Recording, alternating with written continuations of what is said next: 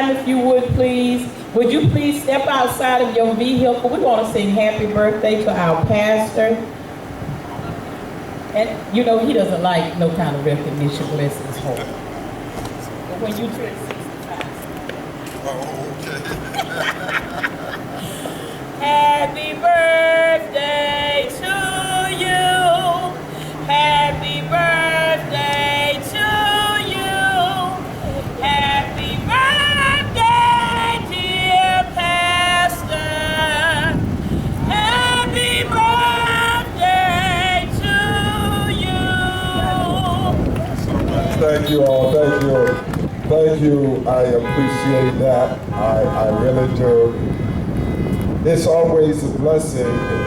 It's always a blessing to experience another birthday.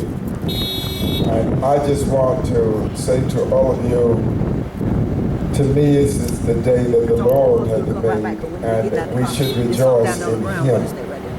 That's what this birthday means to me. Seldom do I have a birthday that's on a Sunday, and when it does happen, it's very special to me because I love the Lord, because He heard my cry, and from the waters lifted me. Now safe am I. Y'all ready to have some church today? I just want to, y'all want to have some church today. I think it's a good day. I think it's a good day to talk about the goodness of God, because God has been so wonderful to all of us. All of us. That's the truth.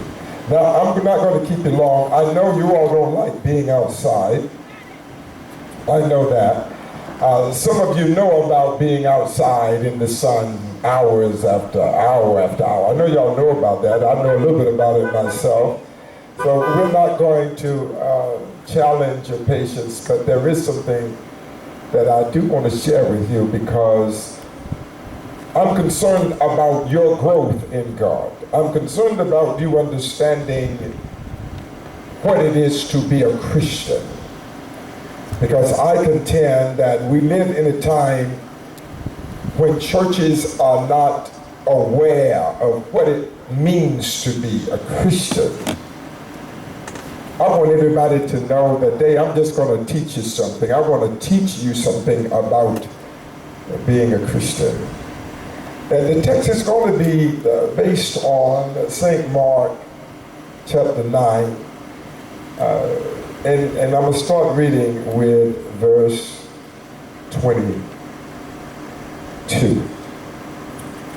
And often he was thrown him both into the fire and into the water to destroy him. But if you can do anything, have compassion on us and help us. Jesus said unto him, if you can believe, all things are possible to him who believes. And I want to talk to you today from this thought, this subject. Saved, but do you have all of his promise? Saved, but do you have all of his promise? I want to engage your mind theologically for a moment. I do want to set some foundation about something that is interesting to me about God, and I think you will find it too. God has an unusual mind and an unusual way he goes about getting people to do his will. I say that because when I looked at this passage, the first thing that came to mind was the Pharisee. The Pharisee that came to Jesus and said to him, Master, I will follow you wherever you go. This Pharisee who had been theologically trained and philosophically educated. And when he saw Jesus, he saw the publicity and he saw the popularity of Jesus. So he immediately said, Master, wherever you go, I will go. But look at the response of Jesus. Jesus said, well, if you're thinking about doing that, I think you need to know that the foxes have holes and the birds of the air have nests, but the Son of Man hath nowhere to lay his head. And then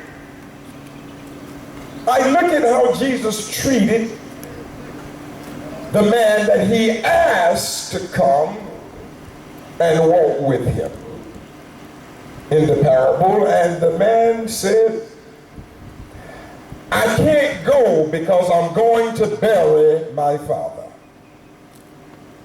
I don't know if y'all thought about this. Let's look at this paradigm, this theological paradigm here that we're able to see in Jesus. The man that wanted to follow him, Jesus discouraged. And the man that did not want to follow him, Jesus encouraged. Now I had to ask the question, why in the world would the Lord look at the man with the enthusiasm, the man with all of this exuberance, this spirit of effervescence? Why would you tell him, I don't know if you really want to do that because you don't know where I'm going. And I want you to know I'm calling you to a place where the foxes have holes and the birds of the air have nests, but I don't have anywhere to lay my head. I want you to consider all of this before you talk about following me. And then the other man, who had no interest in following Jesus, he made an excuse. And then Jesus turned and said to him, let the dead bury the dead. Isn't that confounding? It was confounding to me, but I got an explanation. You see, the Pharisee who had the desire to follow Jesus, the reason why he wanted to follow Jesus was because he was full of personal ambition. So he wanted to follow Jesus because he was asking himself, what's in it for me? See, if I can just follow Jesus, I'm going to get me something out of the deal. Yeah, that sounds like church folk, doesn't it? I'll follow you because I'm expecting you to do something. And Jesus was saying, see, I know your motive. I know why you want to do what you do. You want to do it because you think there is an advantage to you in wanting to do it. I want everybody in here to know, when Jesus looked at the man who was making excuses to follow him, the truth of the matter, most of us fall in that category. When I started preaching, I didn't want to be a preacher. When you were born, when you got older, you didn't set out to be a deacon. You didn't set out to be a deaconess or a choir member or any of that. You had a stubborn spirit. I wonder anybody out here know about a stubborn spirit. Just a stubborn spirit. You don't want to do anything but what you want to do. Well, let me tell you something. You good old holy church folk, before y'all start putting down people who ain't like you, I want you to understand something. God got turned on by the man who had passion, but the passion was headed in another direction. So what God said, if I can just get this man with this kind of passion, though he's using this passion to do some other things right now, if I can redirect his passion, oh, what a mighty child of God he will be. What I'm trying to tell you here today, you may not have it all together, and I know sometimes some of us are stubborn, some of us got some kind of bullheadedness in us and all of that. But let me tell you, if God can ever turn around a stubborn spirit, if God can ever turn around a spirit with passion, let me tell you, you will be a mighty child of God if God can get your passion turned in his direction. That's what I want to tell somebody today. There's somebody in your family right now, you think they ain't got good sense. You see them, they stay mad, they stay upset. They don't ever seem to have anything good to say about anybody. But let me tell you, if you can get some Holy Ghost in a place where they already got some passion, let me tell you, great things will happen in that place. So, Jesus wanted us to understand, I'm leery about people who are willing to go and they act like they ain't got no other interest. Can I just be truthful with you all? Well, I am anyway. You know, when I thought about this passage, I thought about people in our churches and in our communities, and they're talking about God. They want everybody to see them in the glory of their own holiness. But the truth of the matter, I found out something about Christians. I even found out something about me. Do you know I love the church? But every now and then, I want to hear from the gospel of the late Luther Vandross. Yeah, y'all gonna get it in a minute. I love church, I want you to understand that, but I love to hear from the good Reverend Luther Vandross every now and then. And not only that, every now and then I like to be ministered into by the great missionary Beyonce. Yeah, that's some Beyonce folk here. And then every now and then, I don't even think a service is complete without the great Deacon Barry White. You see, what I'm trying to tell you, God is saying, I need you to have passion. Because if you have passion, when I get in you, oh, we can do some great things. And the problem that we have today, too many people are put down because of their passion. But I want you to know, passion is not a bad thing when God gets involved. If God gets involved with your passion, it's a brand new day. Do y'all remember all the passion you had when you were clubbing and you were doing all the things that you were doing? You remember all of that passion, how you would get out there on the dance floor and you would just dance and you'd be sweaty all up against people and everybody in there doing their thing. And while you didn't think it made sense at the moment, you still go right back the next night or right back the next week. It was amazing, the passion that we had. But did anybody ever think that you leave the dance floor, the club, and start dancing for the master in the church? Passion. God loves our passion because he wants to take our passion and do something with it. Next thing I want to tell you as we get to this passage, Jesus is amazing to me in that Jesus brought something to my mind, and this is all still in the introduction of this passage.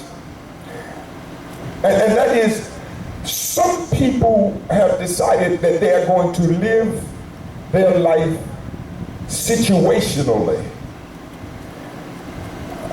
Some people believe that it's my situation that's going to dictate my decision. I want to tell you something. when you are a child of God, situations do not dictate your decision, but revelation is what dictates your decision. You see, the devil wants you to get caught up in what you see. The devil wants you to get caught up in all of the things that you can perceive through your sensual kinds of expressions and interactions. And if the devil can keep you focused on your situation, you will miss the power of God's revelation. So what I'm trying to tell everybody, when you are in your situation, don't let your situation cut off God's revelation. God got you in the situation so that he can show you his revelation. God allowed the situation to come so that you can stand still and catch his revelation. And my brothers and sisters, this is why some people don't understand me. There are people don't understand you. And I understand why people don't understand me, because I found out something. People like to judge what they see. That's what they do. They judge what they can see. But when you are God's child, you are not limited to what you can see. God puts you in a position for revelation to take place. And this is why. See, this is why. When I wake up in the morning, I see the world one way, and maybe some other people see it another way. And the reason why might be because I might be broke in my situation, but I keep getting revelation that I'm going to come out of this thing. And because I keep getting revelation that I'm going to come out of this situation, I start to give God glory before the revelation manifests itself, because God has given me power to see him in my situation.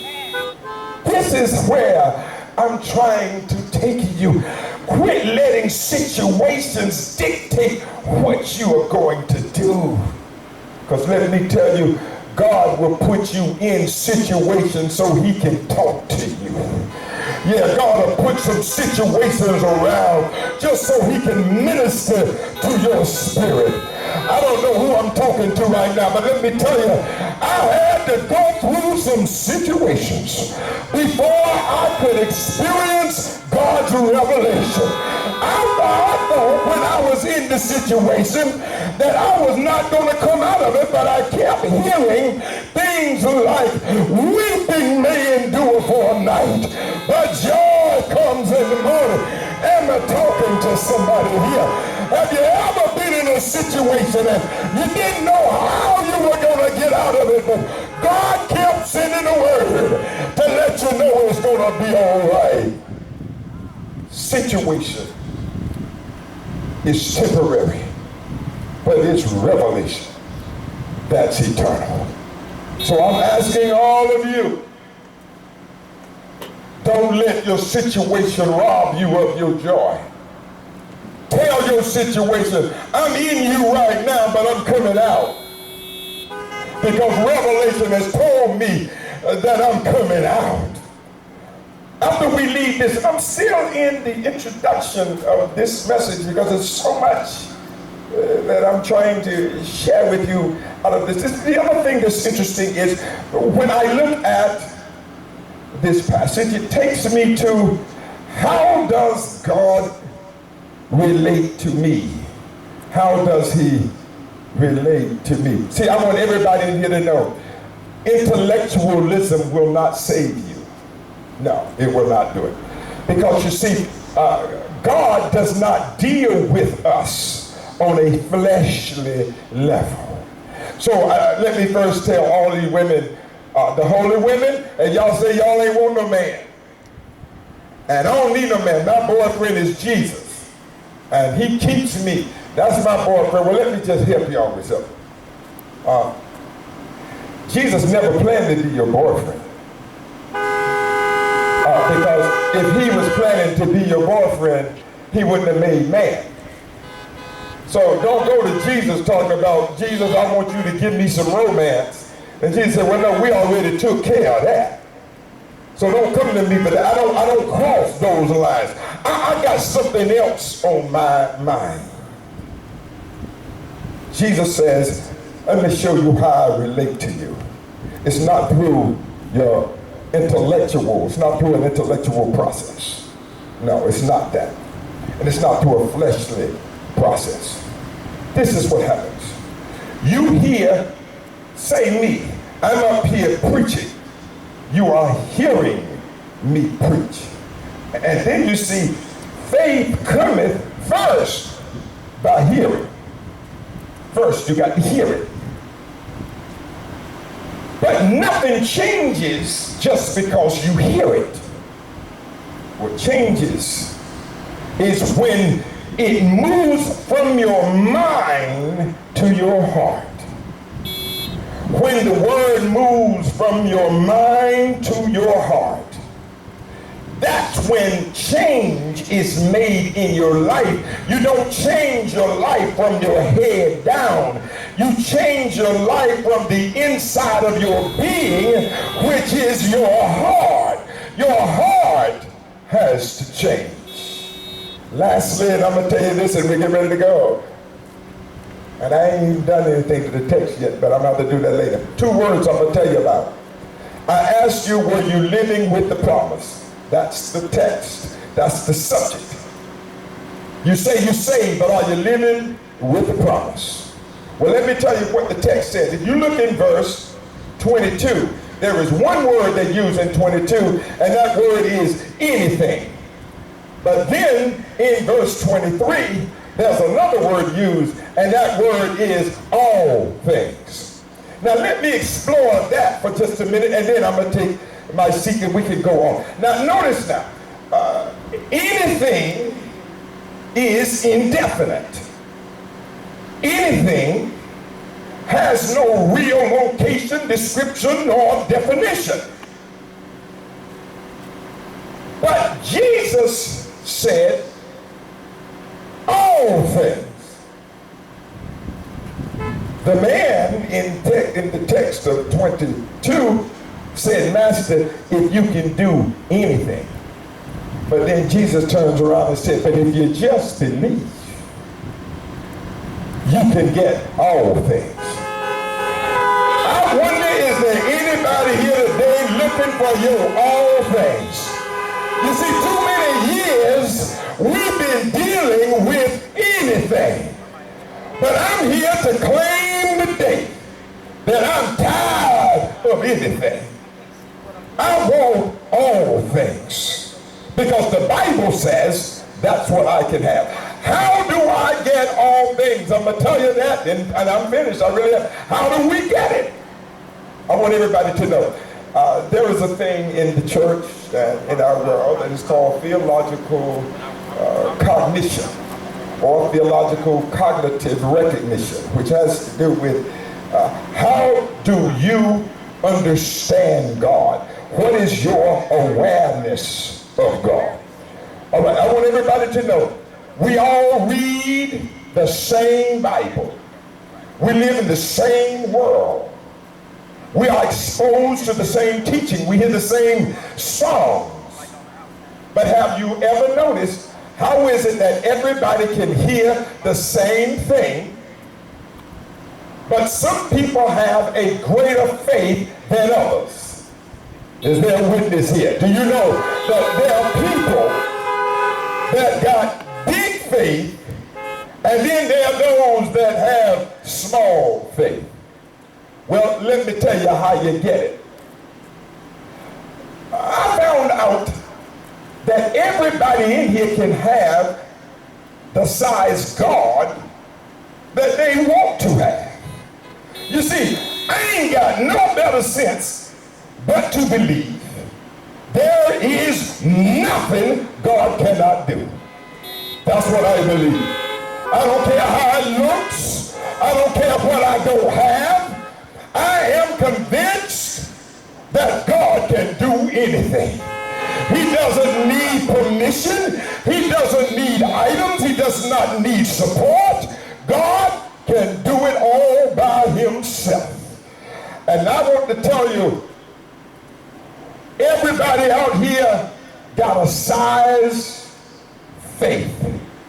Your faith may not be the same size as my faith, but we all have a faith. Just like we all have a fingerprint.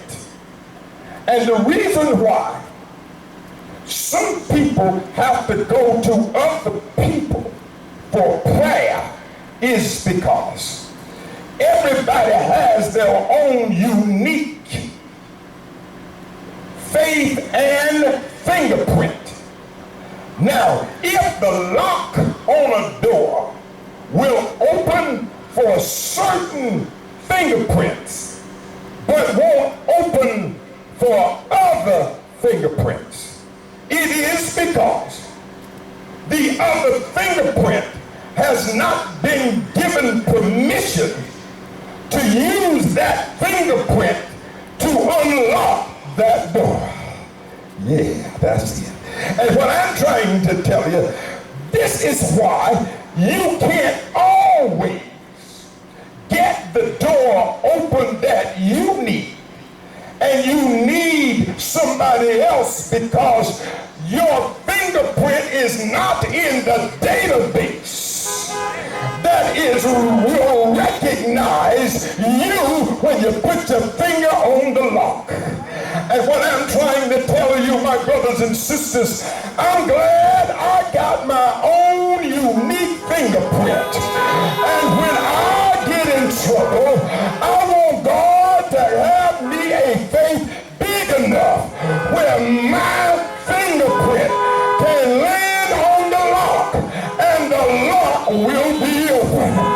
And this is why sometimes you got to go to somebody else who has a different fingerprint, who can put their finger on the lock and open the door, and you get your blessing because you hung out with somebody that had the right fingerprint. My God, this is good here. And what I want everybody in here to know, I'm so glad that God has taught me you can have as much faith as you want, but the bigger your faith, the more locks your fingerprint will unlock. So let me tell you my conclusion. In my conclusion, I will tell you, some blessings you get just because you're with the right people. It ain't got nothing to do with you. It's just that you're with the right people. You're just with somebody that has the right fingerprint. And this is what happened to me in 1978. Young boy, going to my first convention, I met a nationally recognized preacher, and he liked me. He took a liking to me very early. In fact, he wanted me to move to New York. He was the man, Dr. Bill Jones. He was the man. And I remember walking with him, and there were committee meetings that were private. I remember one door while I was with him, I opened the door and I looked in and I didn't know anybody in there, and everybody looked at me and said, "Young man, only authorized personnel are allowed in here." And as soon as he said that, Dr. Jones came behind me and said to him, "Oh, don't worry about it. He's with me. Don't worry about him. He's with me." I then got good and bold and started strutting myself. I wish you'd have seen me. I thought I was somebody then, because Dr. Jones said that I was with him. And when they heard him say that, they said, "Young man, come sit here." They had a chair for me. They tried to give me some grapes. They tried to bring me some juice. It was only because Dr. Jones said, "He's with me." What am I trying to tell you? You need to hook up with somebody who got the right fingerprint that can open open some doors for you. Because when they open the door for you, the devil will look at you and say, what you doing in here? You can turn to the devil and say, I'm in here because he's with me. That's what I'm going to tell the devil when I get ready to stand before God. When I go to heaven, I know that devil is going to be there saying, God, he ain't worthy. I know what he used to do. I remember when he did this. I remember when he did that. But then Jesus will come out of nowhere and tell the Father, don't worry about him. He's with me. He's with me.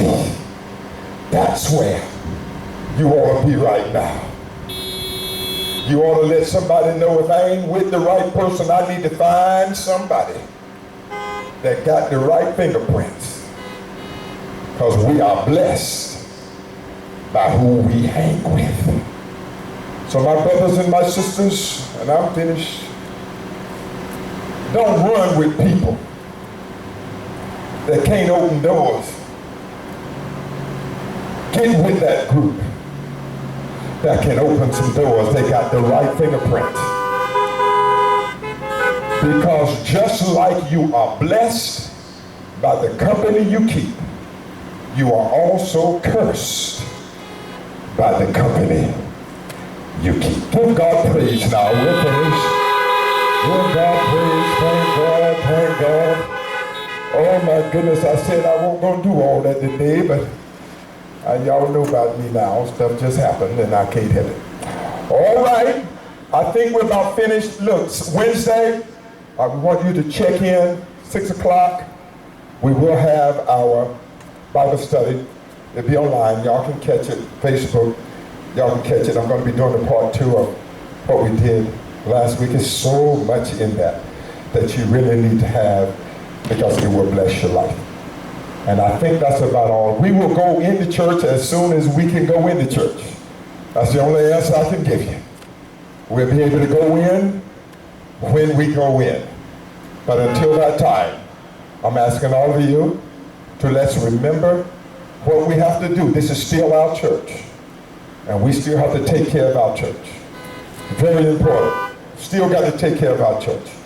This coming Sunday is our $100 rally, our 5th Sunday rally. I'm asking all of you, bring your $100 for this rally. It's very, very important. Things are different when you can't do all the things that you need to do. But I'm just asking you, please, everybody, let's be faithful and let's be committed to doing the work of God. And I think I'm finished now. Continue to pray for me. I still have some going to do today. So please be in prayer for me as I move up and down the dangerous highways. And if our hearts and minds are clear, I'm going to ask you to bow your heads now as we go to God in our closing prayer. Dear God, we thank you for who you are, and we thank you for what you let us experience in you. Bless this word and keep us strong and keep us focused in on doing your will. Now, dear Master, we ask that you might send a special anointing upon your people, that they too may walk in good health and astronomical wealth. Bless our country and all of our leaders. We ask now that your grace and the sweet communion of blessed Holy Spirit rest, rule, abide, and keep you all, now, henceforth, and forever. Amen. God bless you. God bless you. We'll be seeing you next Sunday at 10 o'clock. We want to see all of you right back here, and make sure you catch Bible study this coming Wednesday at 6. Have a great day. Be blessed.